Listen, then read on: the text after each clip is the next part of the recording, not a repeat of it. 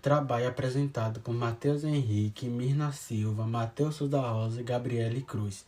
O Museu Cópita é um museu na parte cópita da cidade do Cairo, no Egito, e que aloja a maior coleção de artefatos cristãos e egípcios do mundo. Foi fundado por Marcos Simai Kappa em 1910 para alojar antiguidades cóptas. O museu segue a história do cristianismo no Egito desde os primórdios até hoje. O prédio foi erguido num terreno de 8.000 metros quadrados, oferecido pela Igreja Ortodoxa Copta de Alexandria sob a guarda do patriarca ou Papa Cirilo V. Em 1908, após ter recebido a aprovação em uma quantidade de antiguidade de prata do patriarca Cirilo V e levado ao fundo de subscrição pública, Marcos Simai Kappa constituiu o Museu Cópita e inaugurou em 14 de março de 1910. A comunidade cópita foi generosa no apoio ao museu, doando numerosas vestimentas, afrescos e ícones. Em 1931, o Museu Cópita se tornou um museu estatual sob a jurisdição do Conselho Supremo de Antiguidade, Departamento de Antiguidade na época. E em 1939, a coleção de antiguidades cristãs no Museu Egípcio foi movida para lá. Elas foram alojadas na nova ala, complementada em 1944. Por causa de danos estruturais, a ala antiga foi fechada em 1966, culminando numa reforma geral entre 1983 e 1984. As fundações do museu foram reforçadas entre 1986 e 1988, o que ajudou o edifício a sobreviver ao terremoto de 1992. O museu abriga a maior coleção de artefatos cóptas do mundo. Vários artefatos foram obtidos por Marcos Simai Kappa, que comprou e coletou antiguidades cóptas e vários elementos arquitetônicos de igrejas mais antigas que estavam em reforma, e os usou para construir o museu e estabelecer sua coleção. São vários os artefatos, como manuscritos, esculturas, artefatos de metal e ícones. Ramsés II como porta-estandarte. A cabeça de uma estátua de granito rosa do rei Ramsés II como porta-estandarte durante os festivais do templo, segurando um estandarte terminando em duas penas contra seu lado esquerdo. Estátua de Meritamo. A Rainha Branca, uma obra da arte egípcia, esta estátua foi identificada como Meritamo, a filha de Ramsés II e sua grande esposa. Embora seu nome esteja faltando aqui, os títulos e epítetos são os mesmos da estátua desta princesa, que se tornou a grande esposa de seu pai após a morte de sua mãe, encontrada em Aquime. Águia de bronze. Águia de bronze, uma águia majestosa com asas abertas, segura em suas garras um chifre cheio de folhas e galhos frutíferos. A águia é um antigo símbolo de poder, beleza e independência. No cristianismo, a águia tornou-se um símbolo da ressurreição e de São João, o evangelista. Esta águia de bronze foi descoberta nos escombros da fortaleza de Babilônia, mas não se sabe para que se era usada.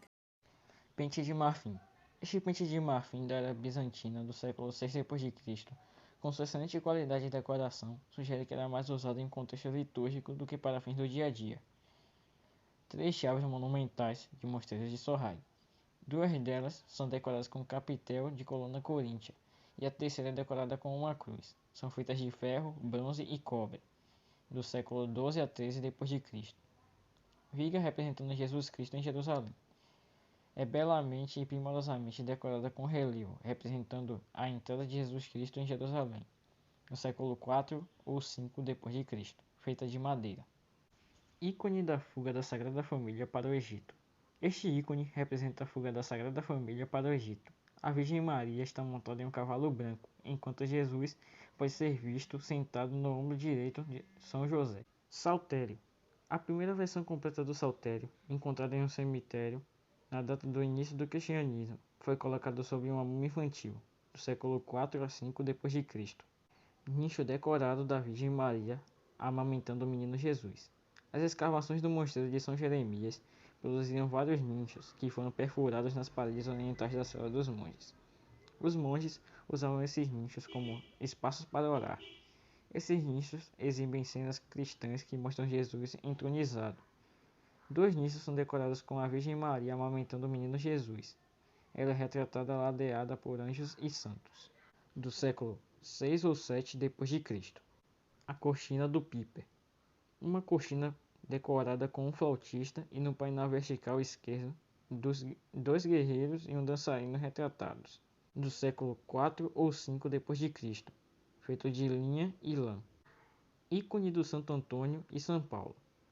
Este famoso ícone representa a visita de Santo Antônio, à esquerda, e São Paulo, que viveu no deserto oriental, perto do Mar Vermelho. Com a visita ao museu, podemos observar um pouco mais sobre esse povo.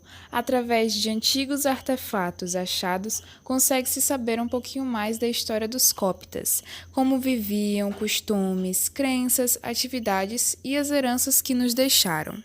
A experiência com o museu virtual em 3D foi bem interessante e bem diferente de estar em um museu físico. No museu em 3D, eu pude estar observando todos os tipos de artefatos, como chaves, papiros, tapetes, algumas vestimentas coptas e outros vários artefatos. Pude também estar lendo os dados sobre os artefatos e pude estar retirando fotos como se estivesse realmente no museu.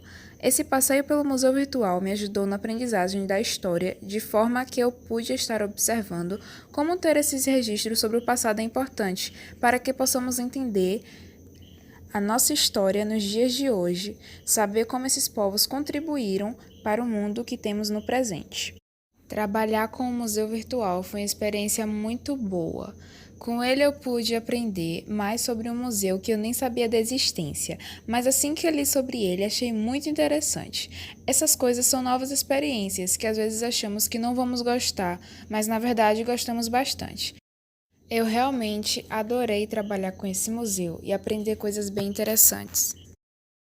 Aprendi também que o Museu Copta aloja a maior coleção de artefatos cristãos egípcios do mundo e foi criada por Marco Simaica Paza em 1910 para alojar antiguidades coptas.